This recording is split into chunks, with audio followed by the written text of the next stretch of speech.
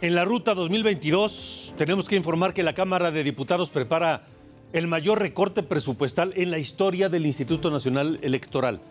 De acuerdo con el predictamen del presupuesto de egresos 2022, el INE dejaría de recibir 4.913 millones de pesos. Apenas el viernes, el consejero presidente del INE, Lorenzo Córdoba, acudió a San Lázaro precisamente para explicar el destino de ese dinero que pide el Instituto Electoral. Por ello, esta noche me da gusto saludar al consejero Ciro Murayama para preguntarle, consejero Ciro, ¿de qué tamaño es el golpe que pretende dar el gobierno a través de la Cámara de Diputados al INE? Buenas noches.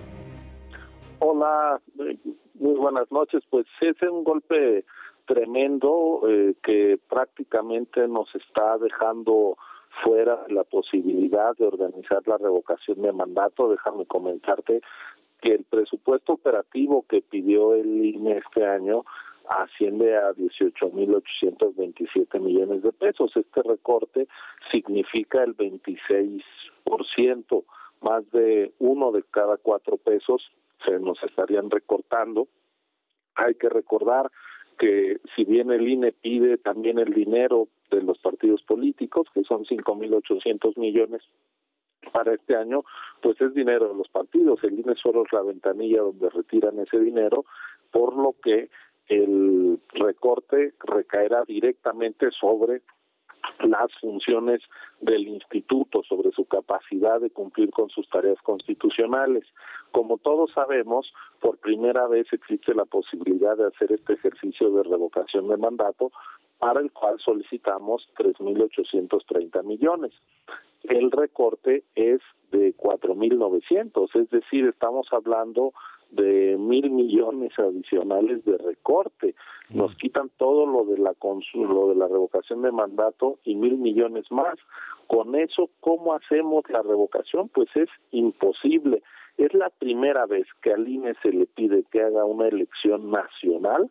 Es una elección nacional la revocación de mandato. La gente saldría a votar para determinar si se revoca el mandato del presidente López Obrador o si sigue en su cargo.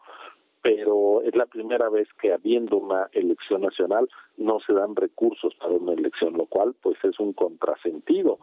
Toda la posibilidad de que la ciudadanía, la población ejerza derechos pasa porque el Estado garantice esos derechos, así como si queremos que haya derecho a la educación hay que pagar escuelas y maestros, o si queremos que haya vacunas hay que pagar las vacunas y distribuirlas.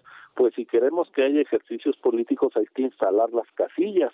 Y nos están dejando sin un centavo para poder hacer este ejercicio. Ahora, consejero Ciro Murayama, ¿cuál es la razón? Porque yo recuerdo que desde antes de las elecciones del pasado 6 de junio ya se estaba advirtiendo que no se estaba considerando un presupuesto para este ejercicio de revocación de mandato. ¿Cuál es el argumento? Bueno, nosotros sí lo consideramos, ¿sí?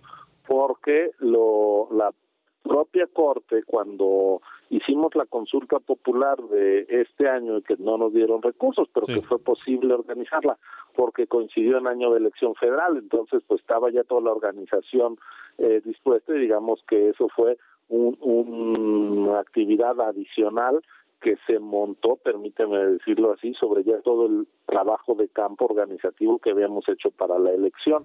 Entonces la Corte nos dijo, no, deben de pedir un presupuesto precautorio, por si hay revocación, por si hay consulta, pídanlo, que es lo que hicimos en agosto cuando aprobamos nuestro proyecto de presupuesto, incluir estas partidas precautorias que, de no haber revocación de mandato, si no se juntan las 2.758.000 firmas, pues se regresa de inmediato el dinero a la tesorería de la Federación.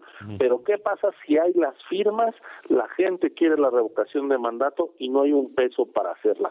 Pues ahí estaríamos en problemas porque como Estado mexicano se le estaría fallando a la posibilidad de que se realice ese ejercicio de democracia directa que estarían exigiendo más de 2.800.000 ciudadanos. Entonces, para evitar que los derechos queden nada más en el papel, se vuelvan papel mojado, para evitar hacer demagogia y por el contrario asumir con toda responsabilidad que desde el Estado mexicano se garantizan y se pueden ejercer los derechos que están en la Constitución, pues tenemos que instalar las casillas, tiene que haber boletas para que la gente vote, tiene que haber ciudadanos capacitados y preparados por el INE en cada rincón del país, y eso cuesta 3.800 millones de pesos. Estamos hablando que se convocará a las urnas a más de 91 millones de ciudadanos. Sí. Si no hay recursos, pues vamos a estar en una situación pues de un callejón sin salida.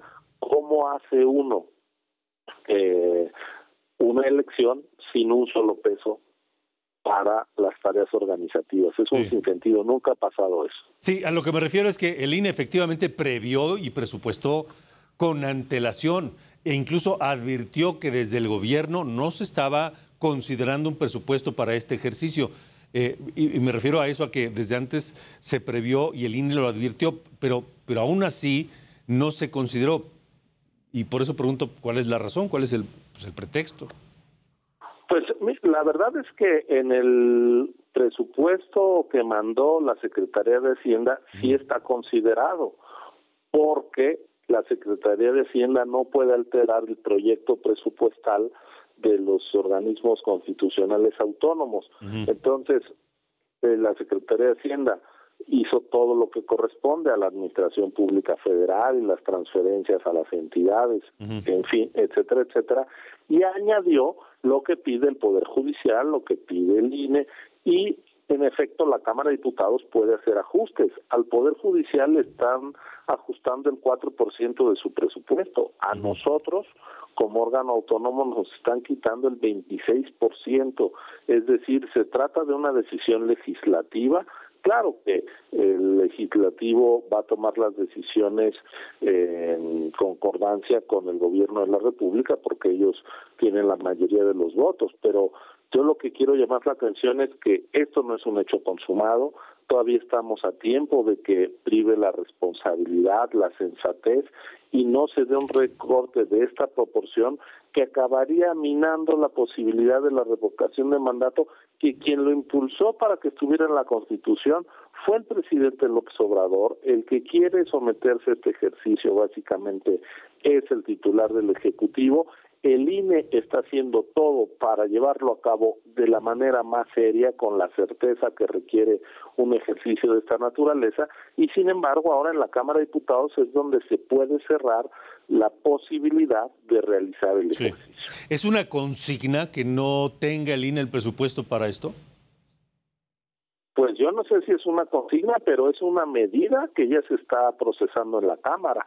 Entonces yo espero que antes de que llegue al Pleno se pueda corregir. De lo contrario, pues seguramente el INE tendrá que tomar medidas para acudir a la Corte, en fin, ya veremos, pero pues no lo demos por un hecho consumado, tratemos de persuadir, aunque pues sabemos que eso en este contexto de poco diálogo y poca disposición a entender razones y argumentos, pues es realmente complicado. Pues, consejero Ciro Murayama, esperemos que efectivamente se haga una reflexión profunda y se autorice el dinero necesario para esto. Por lo pronto, seguiremos en comunicación. Muchas gracias. Al contrario, gracias por permitirme dar estas explicaciones. Buenas noches. Gracias, buenas noches. El consejero electoral Ciro Murayama.